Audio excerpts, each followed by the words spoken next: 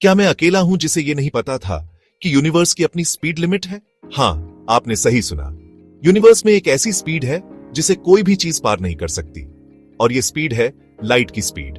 चलो रिलेटिविटी की थ्योरी को इतना सिंपल बनाते हैं कि मिडिल स्कूल वाला भी समझ जाए। ये थ्योरी हमें बताती है कि कैसे स्पेस और टाइम एक दूसरे से जुड़े हुए हैं और कैसे ये दोनों चीजें हमारी सोच से कहीं ज्यादा फ्लेक्सिबल है। तो ये रिलेटिविटी की थ्योरी का क्या चक्कर है?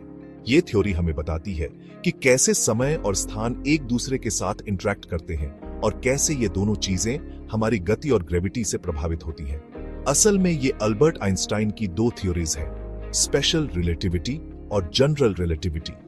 आइंस्टाइन ने इन थ्योरीज के जरिए हमें यूनिवर्स के काम करने के तरीके को समझने में मदद की। स्पेशल रिलेटिविटी कहती है कि फिजिक्स के नियम सबके लिए सेम हैं, चाहे आप कितनी भी तेजी से मूव कर रहे हो। इसका मतलब यह है कि अगर आप किसी भी फ्रेम ऑफ रेफरेंस में हैं, फिजिक्स के नियम आपके लिए वही रहेंगे, चाहे आप कितनी भी तेजी से मूव कर रहे हो।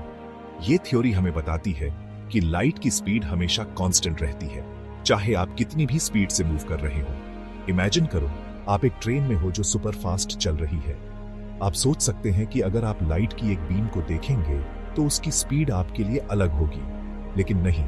आइंस्टाइन के हिसाब से लाइट की स्पीड सेम रहेगी, चाहे आप उस ट्रेन में हो या कहीं खड़े हो। आइंस्टाइन के हिसाब से लाइट की स्पीड सेम रहेगी, चाहे आप उस ट्रेन में हो या कहीं खड़े हो। यह एक बहुत ही अजीब और अद्भुत बात है, लेकिन यही स्पेशल रिलेटिविटी का एक मुख्य सिद्धांत है। फिर आती है टाइम डायलेशन। टाइम डायलेशन का मतलब है कि समय की गति आपके मूवमेंट की स्पीड पर निर्भर करती है। कभी सुना है, वक्त गुजर जाते ही पता ही नहीं चलता जब मजा आ रहा हो। यह कहावत असल में टाइम डायलेशन का एक सरल उदाहरण है। जब आप तेज गति से मूव कर रहे होते हैं तो आपके लिए समय धीमा हो जाता है। अगर आप लाइट की स्पीड के करीब मूव कर रहे हैं तो आपका टाइम सच में स्लो हो जाएगा, किसी ऐसे इंसान के मुकाबले जो रुका हुआ है। ये एक बहुत ही अजीब और अद्भुत बात है, लेकिन यही स्पेशल रिलेटिविटी का एक मुख्य सिद्धांत है। तो आपका टाइम सच में स्लो हो जाएगा किसी ऐसे इंसान के मुकाबले जो रुका हुआ है। ये एक बहुत ही अजीब और अद्भुत बात है, लेकिन यही स्पेशल रिलेटिविटी का एक मुख्य सिद्धांत है। क्रेजी है ना? अब जनरल रिलेटिविटी ग्रेविटी के बारे में है। ये थ्योरी हमें बताती है कि कैसे ग्रेविटी स्पेस और टाइम को प्रभावित करती है।